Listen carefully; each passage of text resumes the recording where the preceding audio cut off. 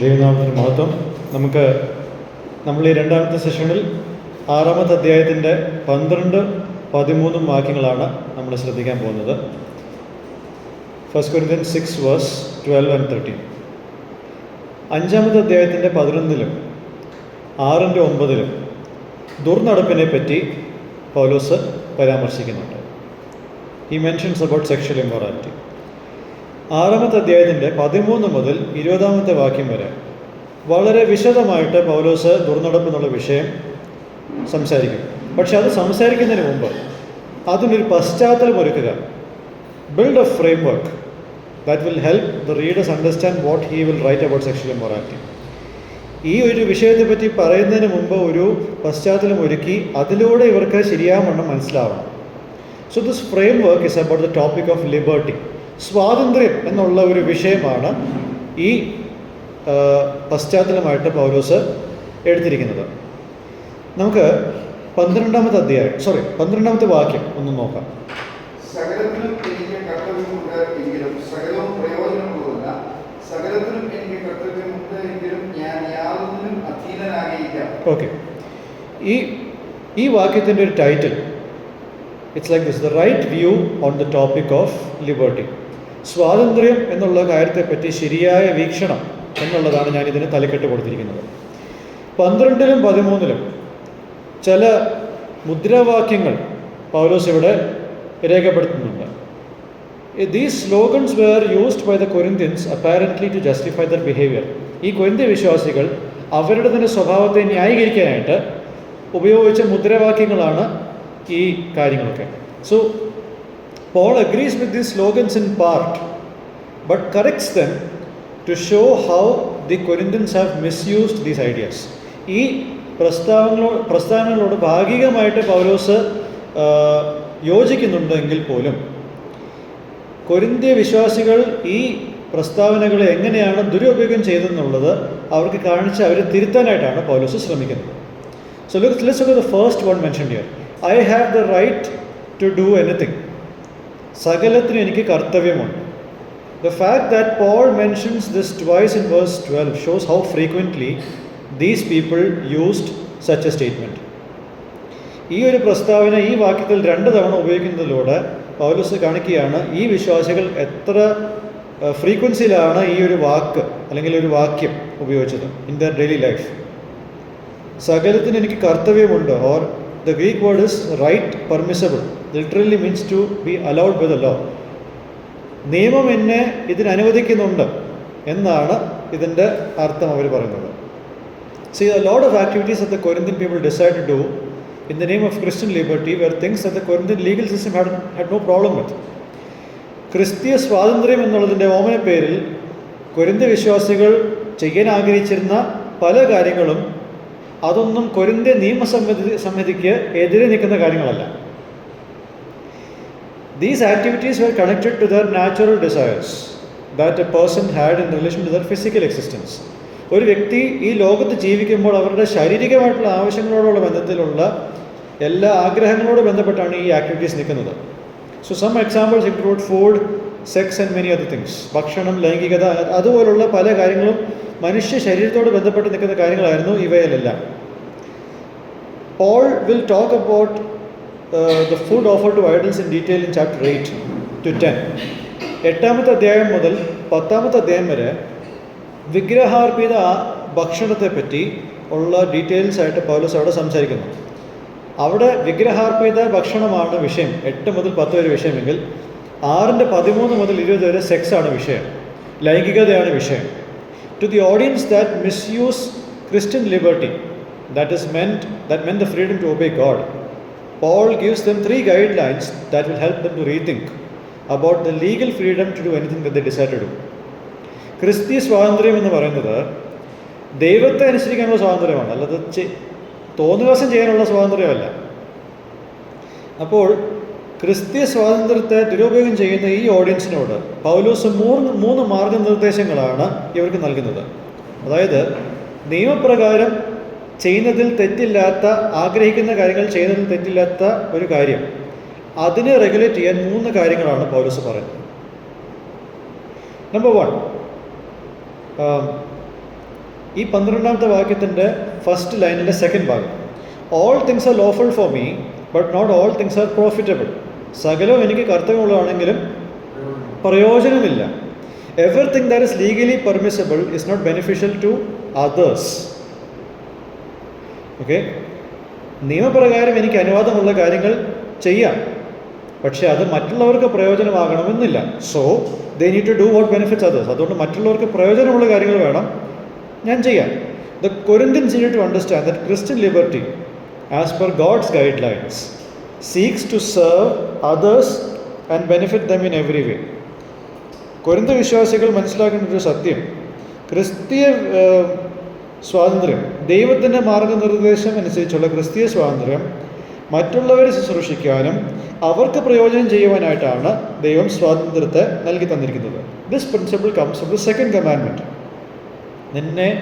നിൻ്റെ അയൽക്കാരനെ നിന്നെപ്പോലെ സ്നേഹിക്കുക, to love your neighbours yourself എന്നുള്ള സെക്കൻഡ് കമാൻഡ്മെൻറ്റിൽ നിന്നുമാണ് ഈ ഒരു സിദ്ധാന്തം നമുക്കിവിടെ കിട്ടുന്നത്.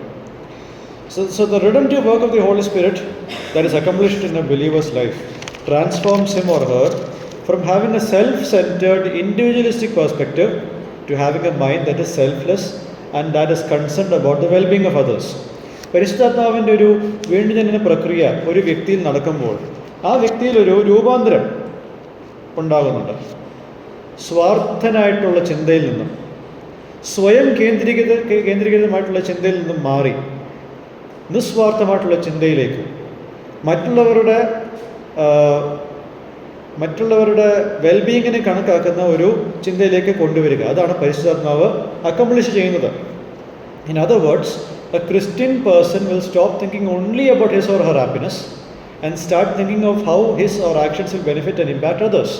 ഒരു ക്രിസ്തീയ വിശ്വാസി അവൻ്റെ സന്തോഷത്തെപ്പറ്റി മാത്രം ചിന്തിക്കുന്നത് അവസാനിപ്പിച്ചിട്ട് അവൻ്റെ ക്രിയകൾ എങ്ങനെ മറ്റുള്ളവരെ ബാധിക്കുന്നു, എങ്ങനെ മറ്റുള്ളവർക്ക് പ്രയോജനമാകുന്നു എന്നുള്ളതാണ് ആ വ്യക്തിയുടെ ചിന്ത.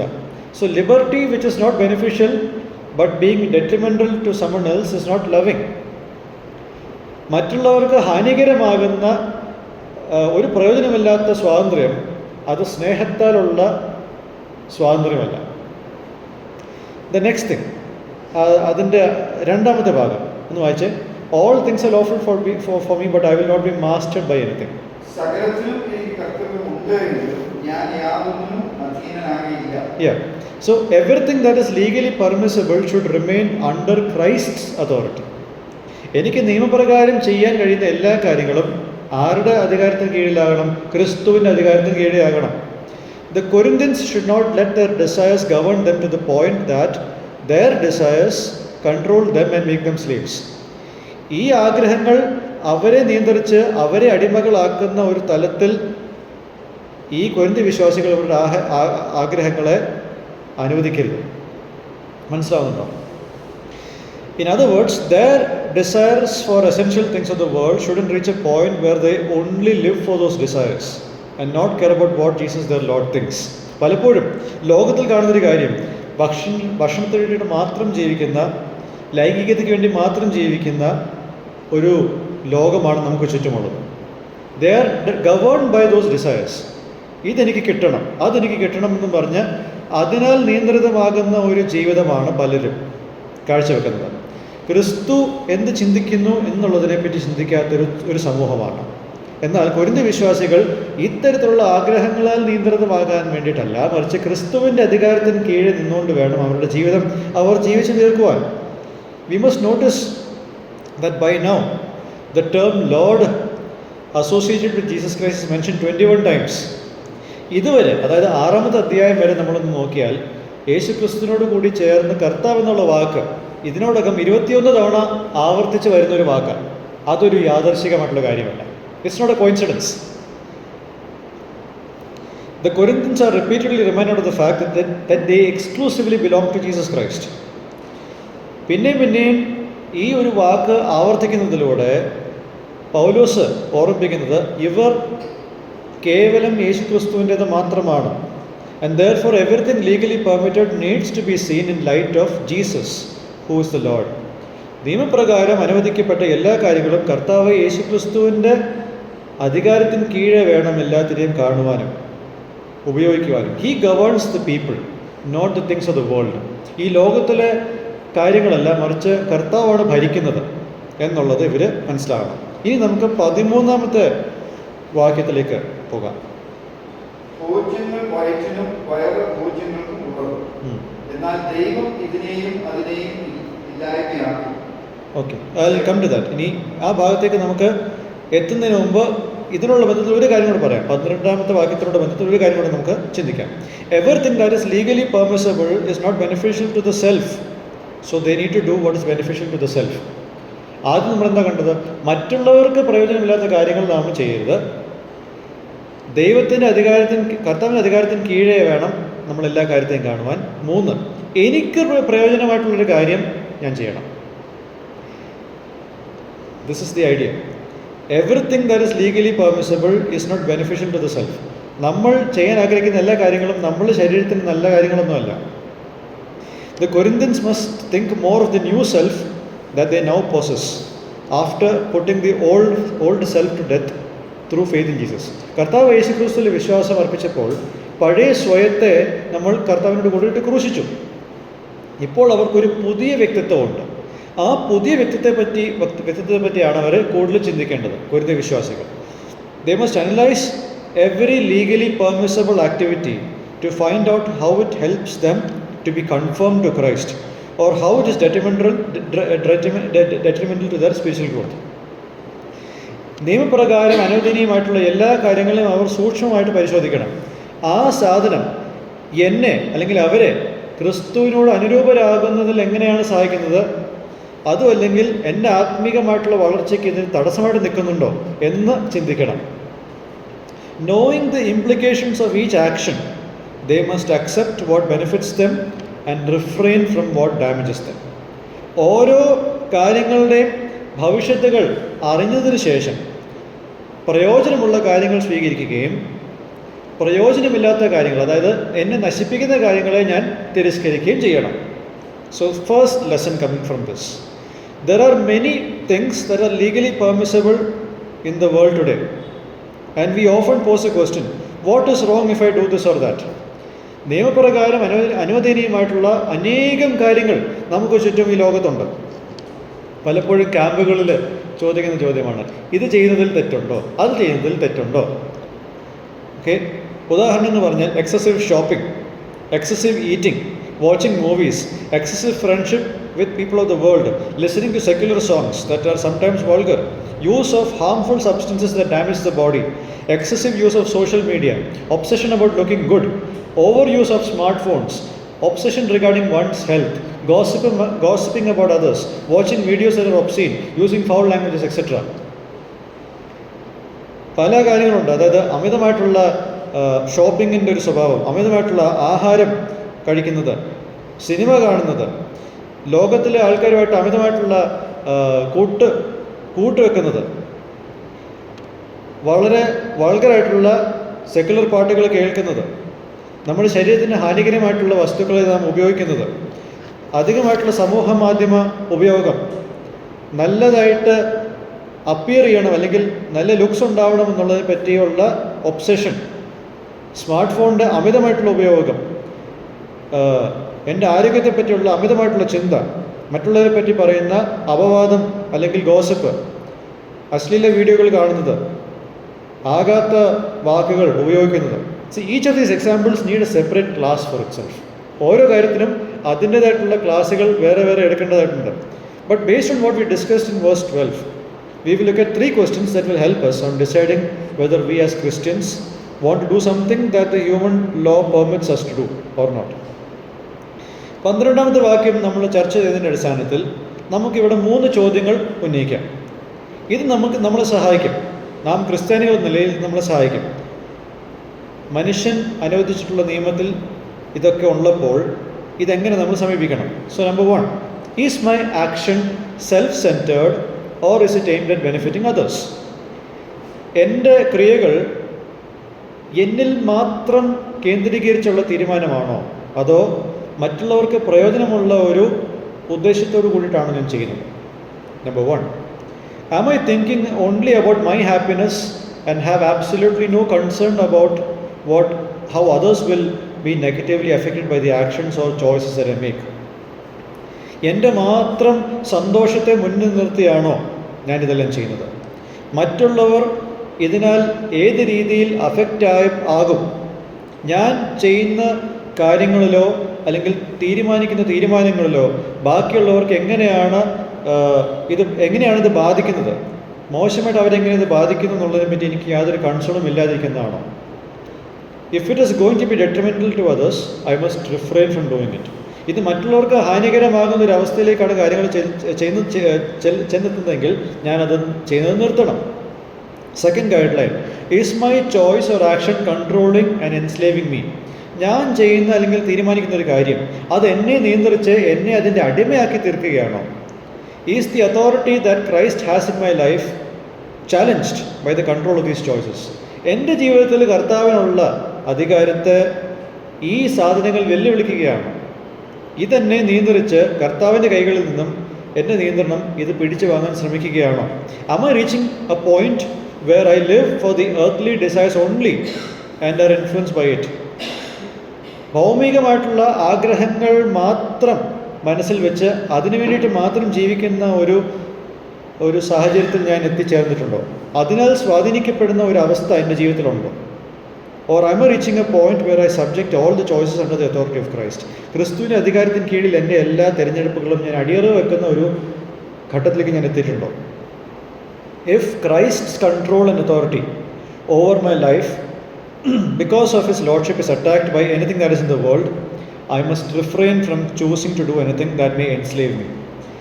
ക്രിസ്തുവിന് എൻ്റെ മേലുള്ള അധികാരം, അവൻ്റെ കർത്തൃത്വം നിമിത്തം എൻ്റെ മേലുള്ള അവൻ്റെ അധികാരത്തിന് എന്തെങ്കിലും ഒരു അക്രമം ഈ ലോകപരമായിട്ടുള്ള കാര്യങ്ങളിൽ ഉണ്ടാവുകയാണെങ്കിൽ എന്നെ അടിമപ്പെടുത്തുന്ന ഏതൊരു കാര്യത്തിൽ നിന്നും ഞാൻ വിട്ടുനിന്നേ പറ്റും. Remember that you belong to Christ exclusively and that by him you are washed, justified and sanctified. നിങ്ങൾ കർത്താവിൻ്റേത് മാത്രമാണ്. അവനിനാൽ നിങ്ങൾ ശുദ്ധീകരിക്കപ്പെട്ട് നീതീകരിക്കപ്പെട്ട് വിശുദ്ധരാക്കപ്പെട്ടിരിക്കുകയാണ്. Third question, is my choice or action going against the new self that God gave me through faith in Jesus? ക്രിസ്തു യേശുവിൽ എനിക്ക് തന്ന ഈ പുതിയ മനുഷ്യനെ എതിരെ നിൽക്കുകയാണോ എൻ്റെ തിരഞ്ഞെടുപ്പുകളും തീരുമാനങ്ങളും? Will it damage my spiritual life and will it be a stumbling block to God's plan for me regarding the need to become more and more like Jesus? യേശുവിനെ പോലെ ആയി തീരുവാനുള്ള ദൈവത്തിൻ്റെ പദ്ധതിക്ക് വിഘ്നം വരുത്തുന്ന ഒരു കാര്യമായിട്ട്, എൻ്റെ ആത്മീയ ജീവിതത്തെ നശിപ്പിക്കുന്ന ഒരു കാര്യമായിട്ട് ഇത് മാറുകയാണോ? If the answer to this is an emphatic yes, then you must refrain from any action or choice that is legally permissible. ക്രിസ്തുവിനെ പോലെ ആകാതിരിക്കാനുള്ള ഒരവസ്ഥയിലേക്കാണ് ഇത് നിങ്ങളെ കൊണ്ടുപോകുന്നതെങ്കിൽ നിങ്ങൾ ഈ നിയമപ്രകാരം അനുവദനീയമായിട്ടുള്ള ഈ കാര്യത്തിൽ നിന്നും പിന്മാറേണ്ടതാണ്. Now, the second slogan which we read in verse 13, 13ാമത്തെ വാക്യത്തിൽ നാം കണ്ട രണ്ടാമത്തെ മുദ്രാവാക്യം അതെങ്ങനെയാണ്? Food for the stomach and stomach for food, but God will destroy dum both. അതൊന്ന് വായിച്ചാട്ടെ. ഭോജ്യങ്ങൾ വയറ്റിനും വയറ് ഭോജ്യങ്ങൾക്കും ഉള്ളത്, എന്നാൽ ദൈവം ഇതിനെയും അതിനെയും ഇല്ലായ്മയാക്കും. ഓക്കെ, നമുക്ക് അവിടെ തൽക്കാലം നിർത്താം. Among all the basic necessities of the human body, like food, clothes and sex, etc., the Corinthians misused Christian liberty to indulge in sexual immorality. മനുഷ്യ ശരീരത്തിന് ആവശ്യമായിട്ടുള്ള എല്ലാ അടിസ്ഥാനപരമായിട്ടുള്ള ആവശ്യങ്ങൾ, ഭക്ഷണം, വസ്ത്രം, ലൈംഗികത എന്നീ കാര്യങ്ങളിൽ അധാർമികതയിൽ അല്ലെങ്കിൽ ദുർനടപ്പിൽ ഏർപ്പെടുവാൻ കൊരിന്തി വിശ്വാസികൾ ക്രിസ്തീയ സ്വാതന്ത്ര്യത്തെ ദുരുപയോഗം ചെയ്തിട്ടുണ്ട്. Before we discuss further, we need to know a few things regarding the city of Corinth. Corinth പട്ടണത്തെ പറ്റി നമ്മൾ ചില കാര്യങ്ങൾ അറിഞ്ഞാൽ മാത്രമേ മുന്നോട്ട് പോകുന്നതിൽ അർത്ഥമുള്ളൂ. So number one, the city of Corinth had a reputation for sexual immorality. അധാർമികതയ്ക്കും ദുർനടപ്പിനും അറിയപ്പെട്ട ഒരു പട്ടണമായിരുന്നു Corinth. It was a city given over to the worship of sex. ലൈംഗികതയെ ആരാധിക്കുന്ന, അതിനെപ്പറ്റി മാത്രം ചിന്തിക്കുന്ന ഒരു പട്ടണമായിരുന്നു Corinth. Second, Plato referred to a prostitute as a Corinthian girl. ഒരു വേശ്യയെ പ്ലേറ്റോ എന്ന എന്താ പറയുക ഫിലോസഫർ വിശേഷിപ്പിച്ചത് ഒരു കൊരിന്ത്യൻ പെണ്ണ് എന്ന. അപ്പം തന്നെ മനസ്സിലാക്കണം എത്രത്തോളം ഈ ഒരു കാര്യത്തിൽ ഈ പട്ടണം മുങ്ങിക്കിടക്കുകയാണെന്നുള്ളത്. Prostitution was practiced and accepted in the Greco-Roman world, and it was a normal part of the religions. Greek Roman ലോകത്തിൽ വളരെയധികം പ്രാബല്യത്തിലുണ്ടായിരുന്ന, എല്ലാവരും സ്വീകരിച്ച ഒരു ജീവിത ശൈലിയായിരുന്നു വേശ്യാവൃത്തി. അത് അവരുടെ മതത്തിൻ്റെ ഒരു ഭാഗമായിരുന്നു. കൾട്ടിക് പ്രോസ്റ്റിറ്റ്യൂഷൻ അതിൻ്റെ ഒരു ഭാഗമായിരുന്നു. So some Corinthian believers kept involving in sexual relationships with prostitutes even after they got saved. ചില കൊരിന്ത്യ വിശ്വാസികൾ രക്ഷിക്കപ്പെട്ടതിന് ശേഷവും വേശ്യാവൃത്തിയിൽ അല്ലെങ്കിൽ വേശ്യകളോട് അവർ ശയിച്ചിരുന്നു. And they wrongly understood the nature of Christian freedom. ക്രിസ്തീയ സ്വാതന്ത്ര്യത്തിൻ്റെ സ്വഭാവത്തെ അവർ തെറ്റായി മനസ്സിലാക്കി. ഈ 13ാമത്തെ വാക്യം ഒരു മുദ്രാവാക്യമായിരുന്നല്ലോ. അത് ഉപയോഗിക്കുന്നതിലൂടെ ഇവർ അവരുടെ സ്വസ്നേഹികളായിട്ടുള്ള ഒരു സെൽഫ് എൻജോയ്മെൻ്റ് അല്ലെങ്കിൽ സെൽഫ് ഇൻഡൾജിങ് ആയിട്ടുള്ള ഒരു ലൈഫ് സ്റ്റൈലിനെ അവർ ന്യായീകരിക്കാൻ ശ്രമിച്ചു. They were of the opinion that sexual relationship with prostitutes is as natural as eating and drinking. ഇവർ ചിന്തിച്ചിരുന്നത് ഭക്ഷണവും വെള്ളവും കഴിക്കുന്നത് പോലെ അത്ര സ്വാഭാവികമായിട്ടുള്ള അല്ലെങ്കിൽ നാച്ചുറൽ ആയിട്ടുള്ളൊരു കാര്യമാണ് വേശ്യകളോട് ശയിക്കുന്ന ഒരു കാര്യം. They reasoned that food was both pleasurable and necessary. ഭക്ഷണം ശരീരത്തിന് ആവശ്യമായിട്ടുള്ള കാര്യമാണ്, അത് സ്വാദം നൽകുന്നൊരു കാര്യമാണ് എന്നതുപോലെ what they were trying to say is when their stomachs signaled hunger, food was taken to satisfy.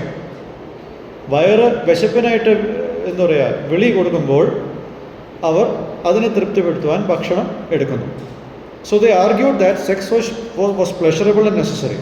ഇവർ വാദിക്കുന്നത് ലൈംഗികത ആവശ്യമുള്ള കാര്യമാണ്, സുഖം നൽകുന്നൊരു കാര്യമാണ്. അതുകൊണ്ട് ശരീരത്തിന് ഇത് വേണ്ടപ്പോൾ അത് സാറ്റിസ്ഫൈ ചെയ്യണം. അതിപ്പോൾ ഒരു വേശ്യയുടെ അടുത്ത് പോയിട്ടാണെങ്കിലും ചെയ്യണമെന്നുള്ള ഒരു ചിന്തയിലായിരുന്നു അവർ. ഇതൊന്നും നമ്മുടെ ഇടയിലൊന്നും ആരും പറയത്തില്ലല്ലോ, ഇത്ര ഓപ്പണായിട്ട് ആരും പറയില്ല. So according to the Corinthians, food and stomach and sex were made for a temporal time period. വളരെ പരിമിതമായിട്ടുള്ള ഒരു സമയപരിധിക്കുള്ളിൽ ഉള്ള കാര്യങ്ങൾക്കായിട്ടാണ് അല്ലെങ്കിൽ കാര്യമായിട്ടാണ് ഭക്ഷണം, വയറ്, ലൈംഗികത എന്നീ കാര്യങ്ങൾ ഇവർ കണ്ടത്. So the maximum pleasure must be derived and enjoyed with the limited amount of time available. ഈ പരിമിതമായിട്ടുള്ള സമയത്തിനുള്ളിൽ ഏറ്റവും അധികം സുഖം അനുഭവിക്കുകയും എടുക്കുകയും ചെയ്യണം എന്നുള്ളതാണ്. But they need to understand that while God has no permanent plan for the belly or by extension any of the other body parts, He does have a permanent plan for the body, and Paul will detail that in the subsequent verses. ദൈവത്തിന് വയറിനെ പറ്റിയും അല്ലെങ്കിൽ ശരീരത്തിൻ്റെ മറ്റ് ഭാഗങ്ങളെ പറ്റിയും ഒരു ദീർഘമായിട്ടുള്ള ഒരു വീക്ഷണത്തിൽ ഒരു പദ്ധതി ഇല്ല എന്ന്, ശരീരഭാഗങ്ങളെ പറ്റി ഒന്നും ഇല്ല എന്ന് പറഞ്ഞാൽ പോലും ദൈവത്തിന് ശരീരത്തെ പറ്റിയൊരു സമ്പൂർണ്ണമായിട്ടുള്ളൊരു കാര്യപരിപാടിയുണ്ട്.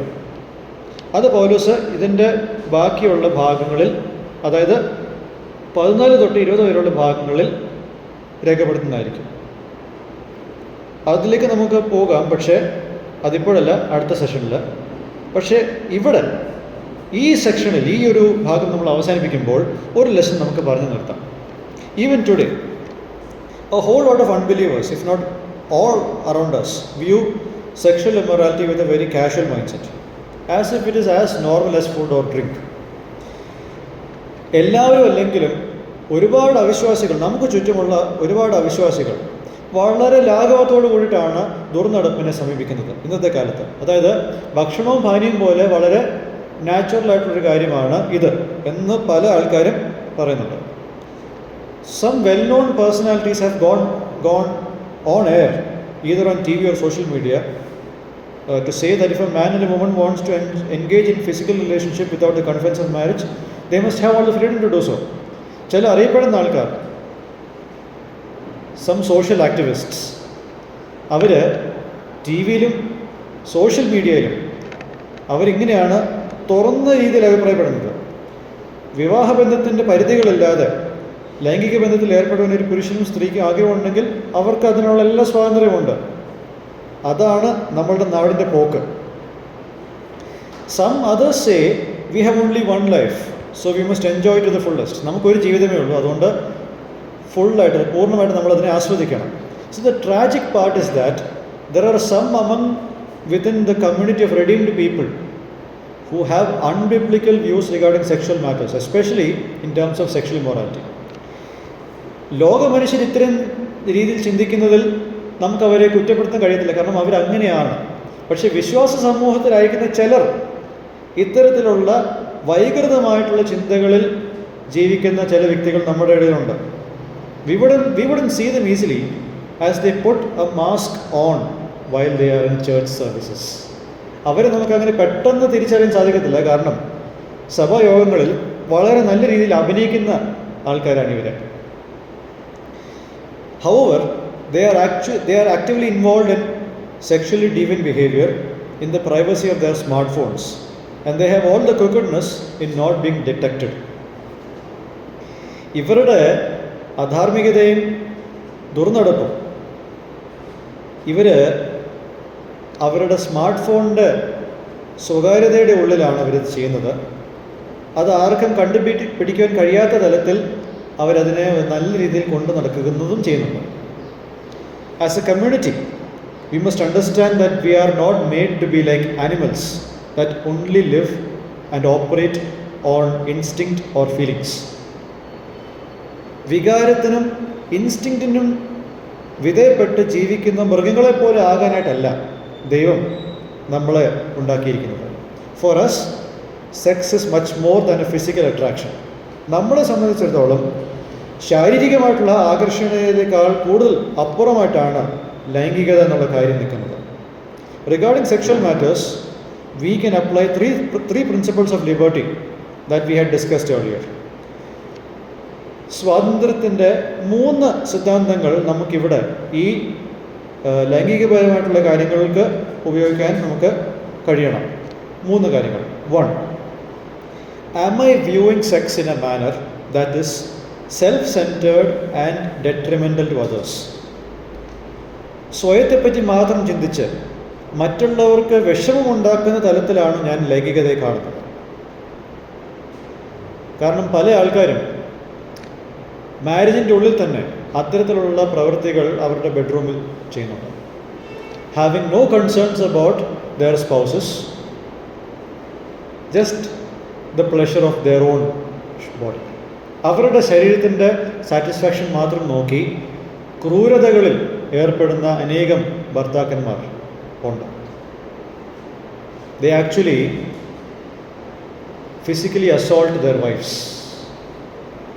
അവരവരുടെ ഭാര്യമാരെ ശാരീരികമായിട്ട് ആക്രമിക്കുന്നുണ്ട്. All in the name of self satisfaction. Is that how we are viewing this? Second, is my desire for sex controlling me as a master, and has it replaced Christ in my life? മറ്റേത് കാര്യത്തെ പോലെയും ആവശ്യമുള്ളൊരു കാര്യമാണിത്. പക്ഷേ ഇത് എന്നെ നിയന്ത്രിക്കുന്നൊരു യജമാനായി മാറിയിട്ടുണ്ടോ? കർത്താവിൻ്റെ സ്ഥാനം ഇത് ഏറ്റെടുത്തിട്ടുണ്ടോ എൻ്റെ ജീവിതത്തിൽ? Third, is my desire for sex detrimental to the new self that I have in Christ? ക്രിസ്തുവിൽ എനിക്കുള്ള പുതിയ മനുഷ്യന് വിരോധമായിട്ട് അപകടകാരിയായിട്ട് നിൽക്കുകയാണോ എൻ്റെ ഈ കാര്യത്തിനോടുള്ള എൻ്റെ ആഗ്രഹം? Ponder over these questions. ഈ കാര്യത്തിൽ വളരെയധികം ആഴമായിട്ട് ചിന്തിക്കേണ്ട ഒരു ആവശ്യകതയുണ്ട്. Repent of this wayward behavior. വളരെ വൈകൃതം നിറഞ്ഞ ഈ ഒരു ചിന്തയിൽ നിന്നും നമ്മൾ മാനസാന്തരപ്പെടണം. Align your minds to what God wants from your body. നമ്മുടെ ശരീരത്തിൽ നിന്നും ദൈവം ആഗ്രഹിക്കുന്ന ചിന്തകളോട് നമ്മളുടെ മനസ്സിന് ഒരു കണക്ഷൻ ഉണ്ടാവണം, ഒരു ബന്ധം ഉണ്ടാവണം. We will look at what the Corinthians needed to know about the use of their bodies in the subsequent verses. അവരുടെ ശരീരത്തെപ്പറ്റി അവരറിയേണ്ട ചില കാര്യങ്ങൾ, കൊരിന്ത്യ വിശ്വാസികൾ അറിയേണ്ട ചില കാര്യങ്ങൾ 14 വാക്യം തൊട്ട് 20 വാക്യം വരെ പൗലോസ് എഴുതുന്നതാണ്. അത് നമുക്ക് അടുത്ത സെഷനിൽ നമുക്ക് ചിന്തിക്കാം. ദൈവം നമ്മളെ സഹായിക്കട്ടെ.